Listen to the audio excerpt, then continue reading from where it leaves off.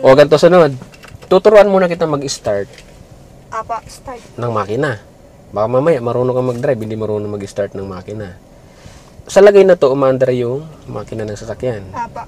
Okay. So ngayon, may dalawang klase ang ignition. May disusi, mayroon naman dipindot.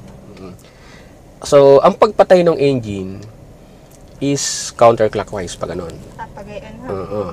Sagad ha na. Oo. Sige, subukan mo i-counter, i-pivot na pabalik. Ayan. Okay. Patay na yung makina. Ngayon, ang pag-start naman ng engine, clockwise. Pagayon ha. Tatagalan mo lang siya hanggang dulo, at least 3 seconds. Isang pihatan lang ho siya. Actually, may 3 stage yan. Tingnan mo, Ayan. Di ba, hinugot mo yung susi? Apa. Siyempre, wag mong iiwanan. Baka mag-lock yung pintuan. Okay, pag i-start mo, sige, insert mo, ma'am. Yan. So, kunting lang, ikot, yan. Hindi pa yan mag-i-start. Apa. Okay, ano pa lang yan? Accessories. Pangalawang ikot. May lalabas din ho din eh. Okay, sige. Yan. Mga indicator, naka-on. Ngayon, pang 3, tatagalan mo ng mga 3 seconds. Tapos bibitawan mo ang susing ganun. Yun ho kapag mag-start na. Apo, pag mag-i-start ng makina. Tapos ito mas maganda. Mas maganda kung naka full clutch at nakatapa ka sa Brake. brake pedal. Sige, yan. For the safety kasi yan. Apa. Sige, okay. Tapos, ikutin mo na yung susi. Tatagal ng 3 seconds. Sige. Yan, okay na. Okay na, bitaw na. Yan. Napasarap. O tapos, bitaw mo na yung mga paa mo sa pedal. Apa. Yan. O, ganun lang siya magpaandar ng makina. O, ganun lang. Kung dipindot naman ang kotse mo, isang pindot pagpatay, isang pindot pag Apa. mag-on. O, yun lang. At start na ho tayo. O, marunong ka na mag-start. Ganun lang, ha. O, ngayon, punta muna tayo sa mga controls, syempre. Dapat marunong ka sa mga controls. Dito sa mga ilaw muna tayo. Yan. Ito na ituro na sa'yo. Apo, ito may pagayon yata. Sige. May ano daw ho, level yata ang ilaw. Sige nga, try mo nga, ma'am, kung Paano paano. to? Yan. Yan. Tawag dyan sa binuksan mong ilaw, park light. Apo. I-rotate mo pa ng isa. Headlight. Isa ba ha? O, yun na yun. Headlight Headlight na na. yun. Para kita mo yung dadaanan mo sa gabi. Hmm. O, yung signal sa kaliwa at kanan na ituro sa'yo. Yung... Yung kaliwa, liliko ka sa kanan. Kaliwa. Gayon ho. Ayan. Aray, pakanan. Pakanan po yan. Pakaliwa. O, pakaliwa. Tapos mas maganda mong gantong hawak mo sa manibela. Pipitik-pitikin mo na lang ng daliri mo. Tapos, Yan, signal up ka nga. Yan, sige. Signal kanan, kaliwa.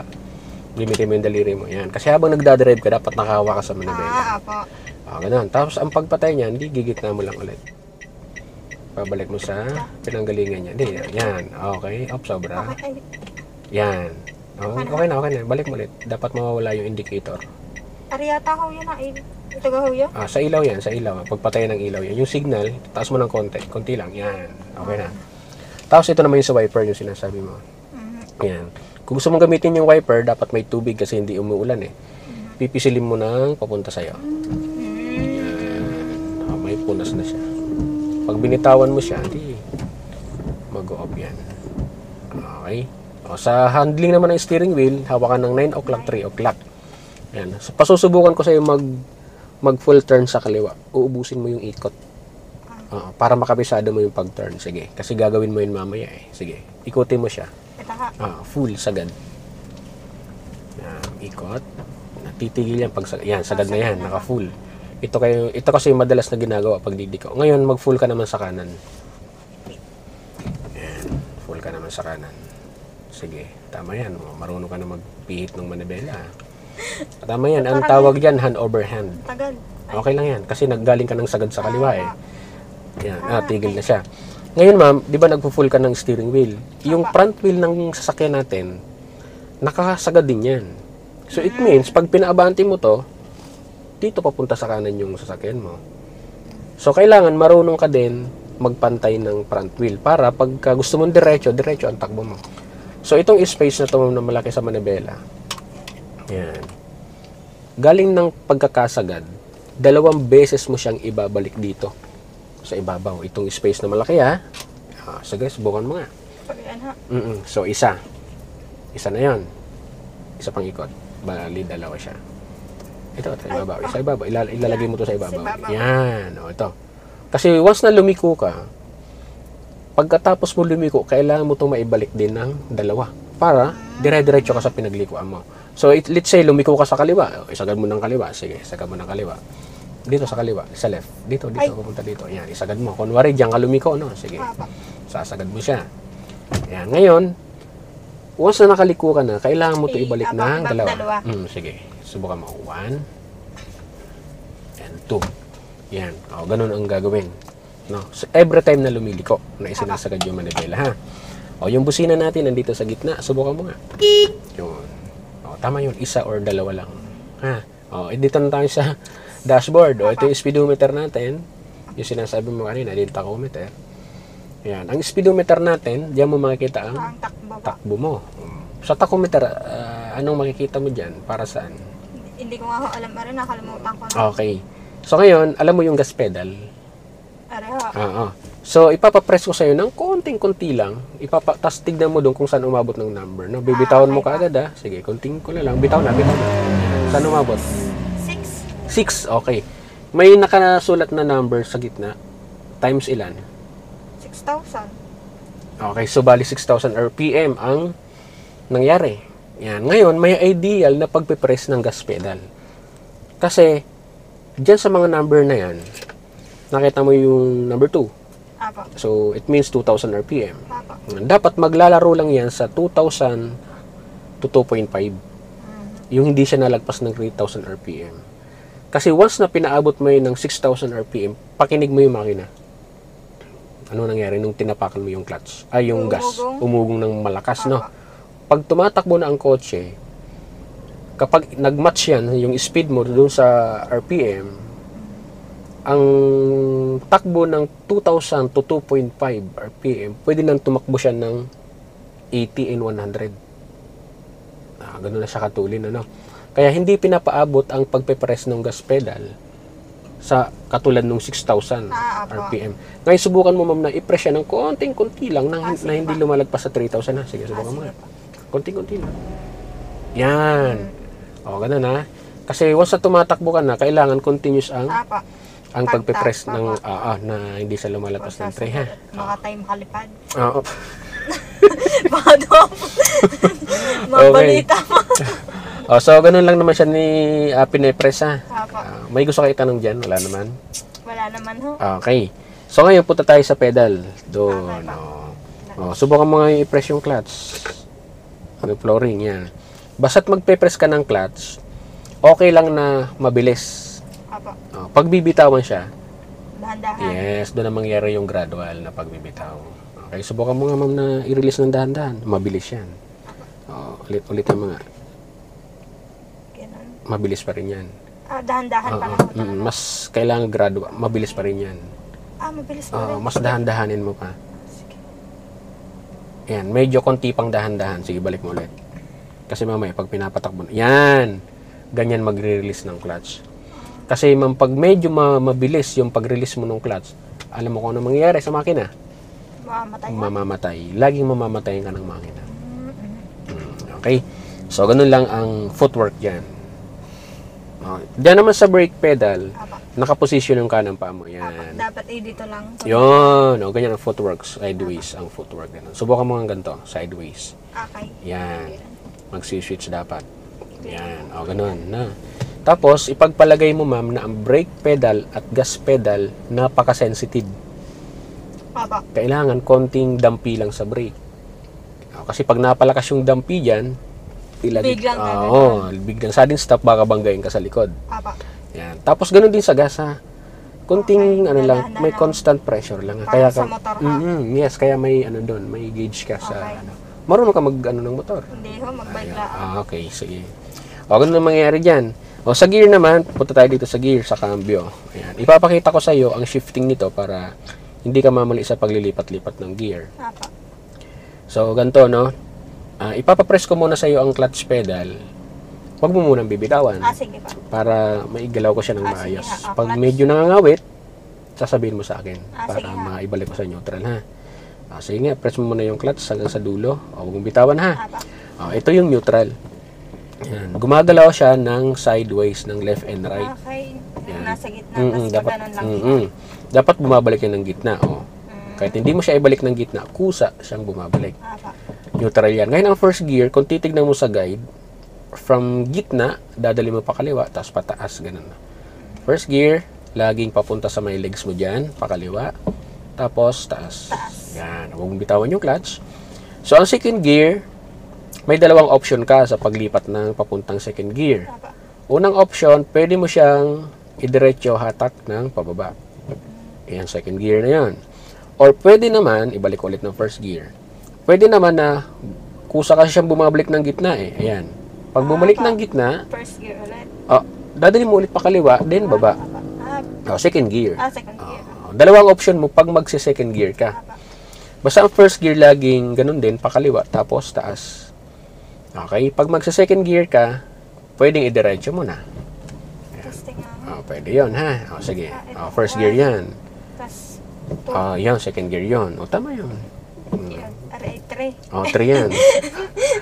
Napasarap. Subukan mo ulit, mama, mag-practice ka ng pag-shift. Kasi pag tumatakbo ka na, dapat hindi nagkakamali ng pagpasok. No? Pwede siyang mamatay, yung makina. Sige, subukan mo nga. 1, 2, okay, 3. Ay, ito rin ako yan. Ganito ang pagti-3. So, sa 3 naman, doon talaga may chance na magkamali ka ng pag-shift. Pag mali ang hawak mo dito. Ganito ha. Diba, ito yung first gear muna. Huwag mong bitawan yung clutch ha. First gear, leftmost up. Second gear naman, straight down. Ang gear 3 ganito. Pag hinawakan mo siya, magkakamali ka na dyan. Kasi nag-aaral ka pa lang eh. Much better na wag mo munang hawakan. Kusa siyang pabalikin sa gitna, ganito. Ayan. Di ba hindi ko siya hinawakan? Palad lang. Kusa siyang babalik sa gitna. Ayan. Pag gumitna na siya, dire-diretso na lang. Okay. Wala nang hawi kung saan-saan. Subukan mo nga. 1, 2, 3. Yun. Ano lang. Balik mo muna sa neutral. Pag naka-neutral na, at gusto mong alisin yung paa mo sa clutch, pwede. Ha? Apa. Okay. Naka-neutral ako tayo? Neutral yan. Pwede mo alisin. Baka napapagod na. Ganun ha. Apa. Ganun yung shifting. Tapos ma'am, kung magpapalit ka ng gear, dapat doon ka nakatingin. Sa unahan? Huwag ka titingin sa gear kasi mamaya pag Mababangga. wala ka na sa direction. Subukan mo, doon ka nakatingin. Full clutch muna. Okay, first gear. Second. Okay, 3. Yun, neutral. Ganun. Di ba? Madali lang. Pitaw pa. Ganito. So, ang itinuro ko sa'yo, yung paglilipat-lipat. Apa. Doon tayo sa timing. Kung galing ka ng first gear, kailangan bago mo siya ilipat ng 2, nasa maayos at tamang timing. So, kailan? Pag nakita mo ang speed mo na umabot ng 20, yun na yung time para ilipat mo ng 2. Apa. Okay? Natingin pa. Susulyapan mo lang. Ngayon, kung naka second gear ka naman, paabutin mo siya ng 40 para mag gear 3. Yun ang timing niya sa speed tayo magbabase. Ang 4 ma'am, 60. 60. Ang 580 yun above. Ganun. Okay, so ganun ang timing yan. Hindi pwedeng basta ka lang lilipat, ha? Mamamatay yung makina mo. Okay, may question ka rito? Yung reverse po. Okay, sa reverse naman, tinan mo yung guide. Apa. From center, rightmost, down. Ganito. So, full clutch mo. Ito rightmost, then, yan, reverse na yun. Paatras na ang galaw mo niya pag pinagalaw mo. Tapos clutch lang ho nga dahan-dahan. Clutch lang lagi lang. Ikot ba? Depende sa direction mo. Apa. Okay, so ganun ang reverse. Subukan mo nga, ilagay mo sa reverse. Kanan. Naka-neutral ka ho? Neutral na yan. Yan, baba. Pagka nasagad mo sa kanan, bababa. Yan. Yun ang reverse. Tapos neutral. Yung naka-neutral. Hindi. I-double check mo. Dapat gumagalaw siya at bumabalik sa gitna. Yan. Yan ang neutral niyan. Tapos pwede mo na alisin yung paa mo sa clutch. Okay, good. Ito. Marunong ka na dito. Ay, hindi ho. Ano gaho yan? Handbrake ang tawag dito. Yung pala yung sinasabi ho ng ko. Ang handbrake niya kasi nandito. Nandito sa... pwede naman. Mayroong mga sasakyan na ganun. Ito pala yun. Sa mga coaching ganito, nandito ang handbrake. So, ito ma'am, kailangan mo itong i-disengage bago mo pa galawin, bago mo patakbuhin. Ano po yun? Unay clutch, brake, tapos Okay. ito gear, tapos handbrake. Yes. Kasi preno to eh. Ganito. Ang pag-disengage nito, dahil nandito siya nakalagay, kailangan naka-full press ka sa brake, no? Ayan. Kasi aalisin mo to eh. Yan. Ganito mama. May button yan. Matigas. So, para lumambot siya, ang gagawin mo dito sa handle na to, iaangat mo siya ng mga half inch. Ganito. Sabay pindot para lumambot. Saka mo siya ibababa. Yan. Ngayon, pag i-engage mo naman siya dahil nag-park ka, tumigil ka, iiwanan mo yung sasakyan mo sa paradahan, ang pag-engage nito, iangat mo lang, at least may marinig kang sound, mga 3 to 5 click na sound, parang ganito. Subukan mo naman, ikaw naman mag-disengage. Sige, angat up, in, pindot, hold press, yan, tapos baba. Baba na, yan. Tapos, pag i-engage, walang pindot. Taas lang. Yan. Okay. Ayan. Kaya ka nag-handbrake para hindi umandar yung sasakyan mo pag hindi patag. Apo. Ganun ang trabaho niya na. Okay. So ngayon, mag-move tayo. Mag-i-stop and go tayo. Para matest natin yung footwork dyan sa clutch. Apo. Kasi pag mali ang bitaw mo sa clutch, yun na nga, pwede mamatay. Ito ganito yung starting procedure, ma'am. Hawak ka sa manibela.